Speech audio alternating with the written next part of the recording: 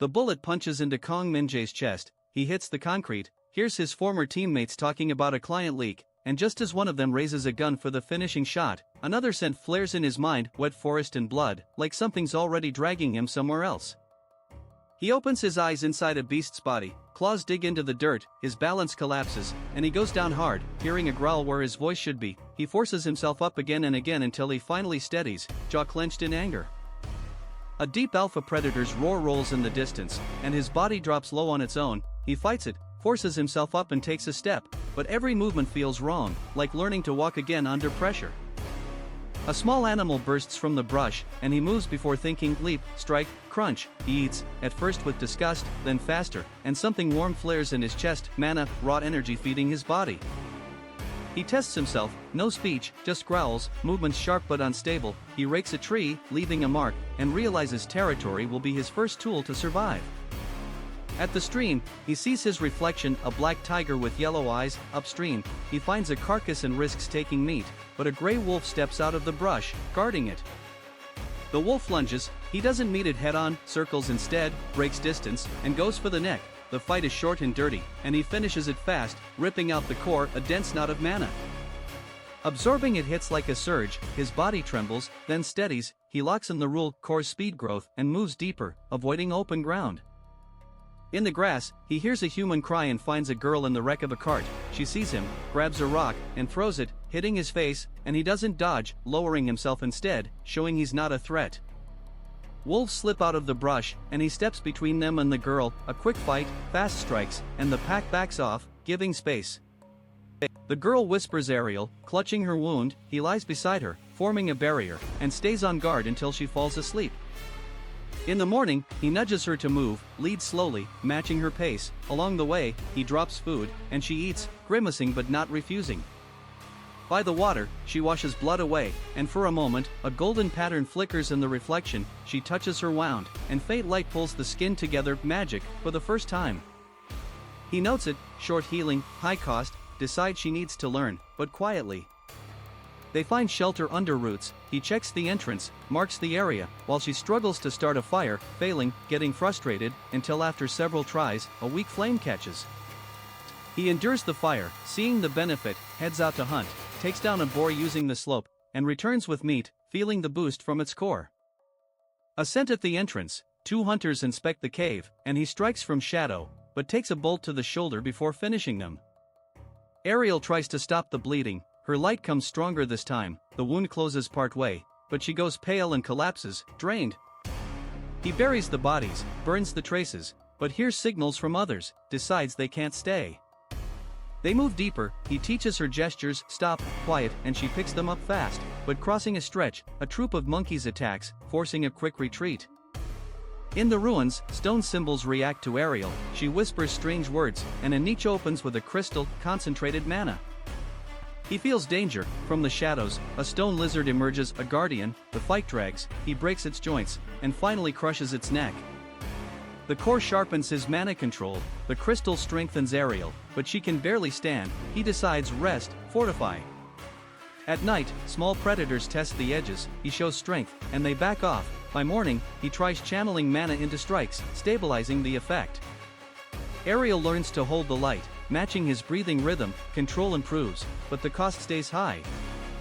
People arrive in the ruins with a crest. They talk about an heiress. He listens, then takes one out quietly and breaks the group apart before they can regroup. The fight is short but loud. One escapes, and he chooses not to chase, heading back to Ariel. They take a map and an amulet, burn the traces and move into the lowlands, where water hides their scent. He teaches her a short light strike, and almost immediately they have to use it against a growth-covered bear. The combined attack works. Ariel smiles after the win, then drops from exhaustion. He understands her power has a hard limit. Horns sound, forest sweep. He leads through streams, washing away their trail, and notices his vision and reactions sharpening. He tries a mana-infused roar. Small animals scatter. He marks it as a new pressure tool. Mercenaries find them faster than expected. A net flies at Ariel. He tears it apart, but one enemy escapes shouting, carrying the information. He realizes it. The threat is scaling faster than they are, decides to head for the mountains. At the pass, an alpha tiger blocks the way. He doesn't retreat. accepts the fight is inevitable. The clash is brutal, the Alpha is stronger, he takes hits, loses balance, but Ariel blinds it with a flash, and he takes the opening. He breaks the Alpha's stance and finishes it, the core gives a level jump, and he claims the territory. They set up shelter, but below, a royal camp forms with traps, he watches and prepares a diversion. At night, he takes out sentries and wrecks the traps, but doesn't wipe the camp, leaves chaos and slips away. By morning, a new group arrives with amulets, he picks narrow paths and sets an ambush, but makes a mistake, underestimates the mage. The mage blankets the area with mana suppression, his techniques weaken, he's forced to retreat, taking a wound. Ariel tries the old words, her light breaks through the suppression, but the strike is too strong and collapses their cover. Rocks crash down, they barely escape, he loses part of his territory and has to change route without prep. He's angry, but not at her, limits her use of the language, showing a danger sign, and she argues for the first time, then agrees. They reach an old bridge, he picks Knight, but misses a second ambush line. Arrows come from both sides, he shields Ariel, taking hits, she panics and releases a powerful burst, knocking the shooters down. They fall into the river, the current drags them, he grips her clothes in his teeth, fighting the flow. On the bank, he pulls her out, barely holding himself, she laughs through coughing, checking if he's alive. He looks at the water and understands, they're no longer being searched locally, they're being driven, this isn't a hunt anymore, it's an operation. He gets up, leads her into the mountains, choosing the hardest path, the forest stays behind, and ahead another level of war. The mountain air cuts his lungs, the path crumbles under his paws, and Kong Min-jae goes first, testing every ledge. Ariel stumbles, tears her palm on rock, but gets up without a word when he returns and offers his side. They find a dry-bottomed crevice and hide till dawn, he licks blood from his wounded shoulder, while Ariel tries to heal, but the light slips and dies, leaving her tearing her cloak into bandages. In the morning, he catches a scent on the wind, not soldiers, not hunters, something older and heavier, a white vulture with a bone beak lands above, watching too intelligently and not leaving.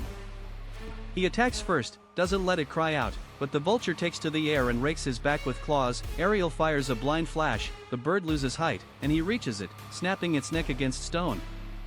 Inside, the core is thin and cold, after absorbing it, his vision shifts, living things leave faint mana trails, like smoke on the wind, he understands the cost immediately, strong mages will find it easier to track him now. Below the slope, he spots 3 mana trails moving in parallel, the pursuers learn to keep distance, and for the first time, he can't just disappear, because Ariel limps and slows them down. He leads her into a stone maze, narrow passages through scree, formations can't spread there, but escape routes are limited, and he chooses an ambush over running. When the first pursuer squeezes between boulders, he hits the throat and drags the body into shadow, the second raises the alarm, and the third, a mage in a copper mask, marks the stone with a tracking sigil. The mark burns red. Ariel flinches like she's been pricked, he slams the mage down, but the man whispers Aurelia, and Ariel answers for a second in another voice, seal the southern gate. The mage dies, the words hang in the tight space, and she clutches her temples, not understanding. He sees it, memory isn't coming back gently, it's breaking through in bursts, making her more visible each time. In the mage's pouch, he finds a sealed order. Target alive, priority, beast to be destroyed. He crushes the paper, but Ariel watches too calmly for a child and asks him to read it again. She repeats the wording perfectly, like she's not hearing it, but remembering bureaucratic language, then suddenly sits down, blood running from her nose, and he hides the order, not pushing further. By evening, they reach an abandoned watch post, the tower half collapsed, but dry inside. He takes it for the night, though it's too visible for a long stay. Ariel finds an old map under the boards, recognizes a mark before thinking, calls it the road to the border march, and startles at her own words. He marks 3 routes on the map, safe, fast, hidden, picks hidden, though it runs through a rockcat den, pack predators that strike from above. At night, the rockcats come before any decision, one leaps from a beam at Ariel, he knocks it midair, but another clamps onto his hind leg, and the fight turns instantly into close, brutal chaos among the boards.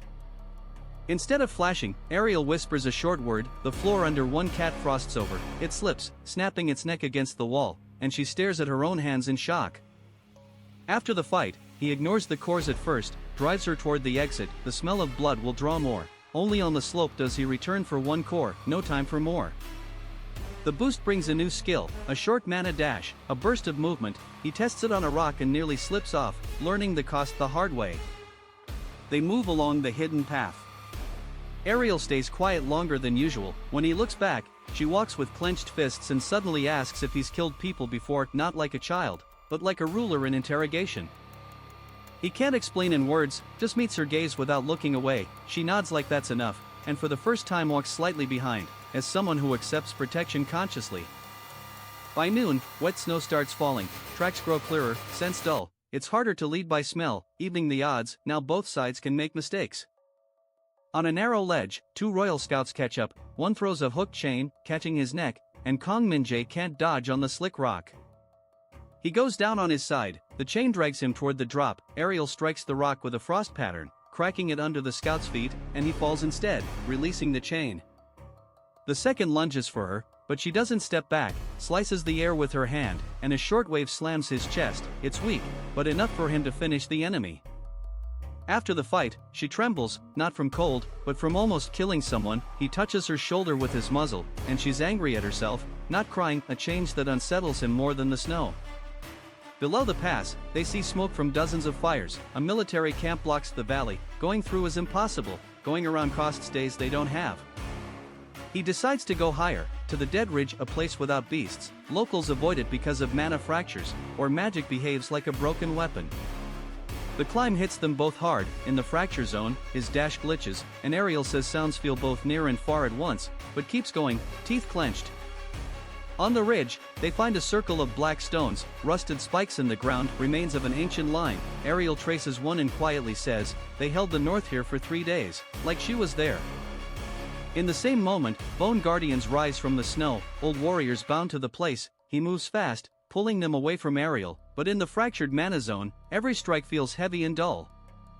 One skeleton drives a spear through his side, and for the first time in a long while, he really falters. Not a clean fight, just a brutal struggle on knees and claws among ice and old bones. Ariel screams, a long phrase in the old language bursts out, snow whirls around the circle, the spikes flare, and the bone guardians are forced down by the weight of an ancient oath. It saves them, but the cost is high. She collapses unconscious, light under her skin flickering like cracked glass, and he finishes the survivors, takes one core, and drags her away by the cloak. In a cave beneath the ridge, he lays her by the wall and doesn't leave the entrance for a full day. When she doesn't wake by night, he starts pacing the tight space like a man in a cage. At dawn, she opens her eyes, and doesn't recognize him at first, flinching back. Only after a few seconds does her gaze soften, and that pause cuts deeper than any spear. Ariel asks for water, her voice steadier than before. Pieces of memory have returned. There was a capital, an execution on palace steps, and a name she asks not to speak yet. He listens without interrupting, and notices the main thing. She no longer asks where they are or what to do. She asks how much food they have, how many enemies there were yesterday, if they have a map. The new tone is useful and dangerous. A child thinking like a ruler will make harder choices, and he answers briefly, hiding concern, because there's no alternative.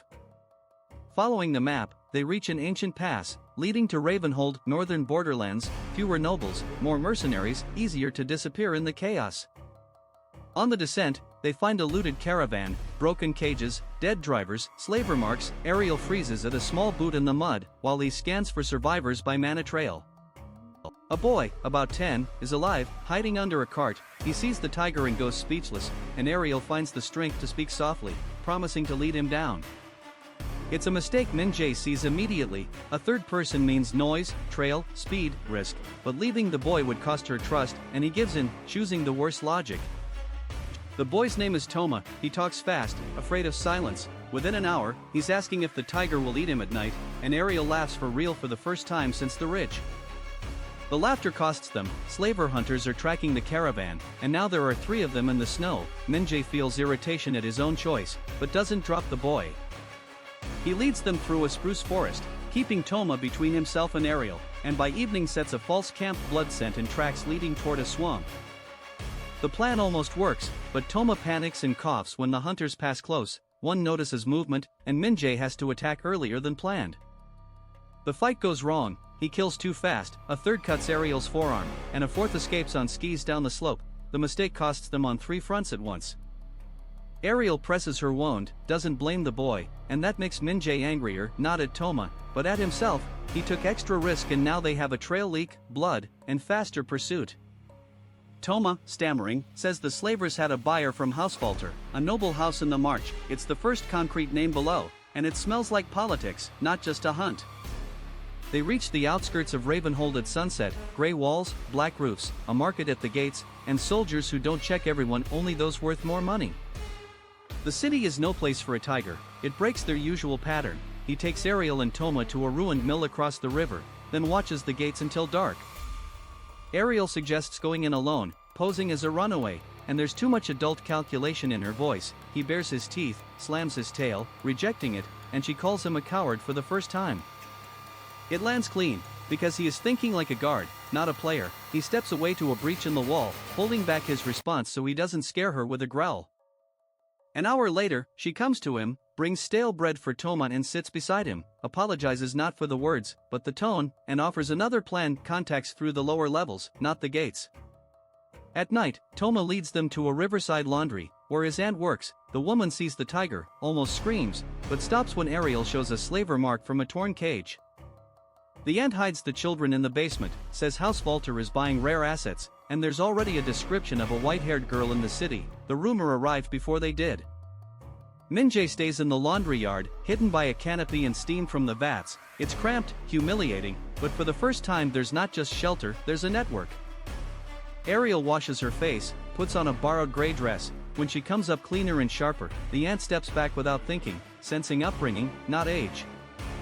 They decide to wait a day, gather rumors, but Hauswalter moves faster. Neighbor's yard fills with men, a tracking dog, and seals on the gates.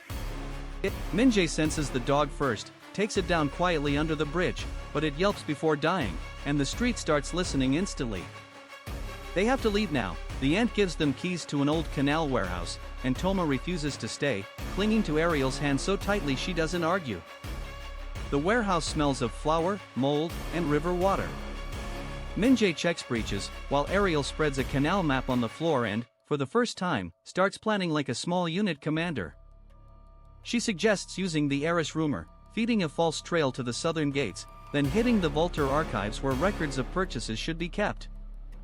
This isn't survival anymore, it's a counter-strike, and he watches her for a long moment, realizing the girl he dragged through the forest ended on the ridge. What's left is Ariel, and she'll be harder for everyone. He agrees, but sets a condition: scout first, then strike. She nods without arguing, and that unsettles him more than anything. At night, he moves along the canal rooftops, spots the Volter house guards, magic lamps, a yard with cages, and in a second-floor window, a man wearing an imperial-style ring, not something local. The ring hits Ariel's memory. When he brings back its scent, she goes pale and whispers those were given only to throne advisors, which means someone from the old circle survived the Empire's fall and is playing the other side.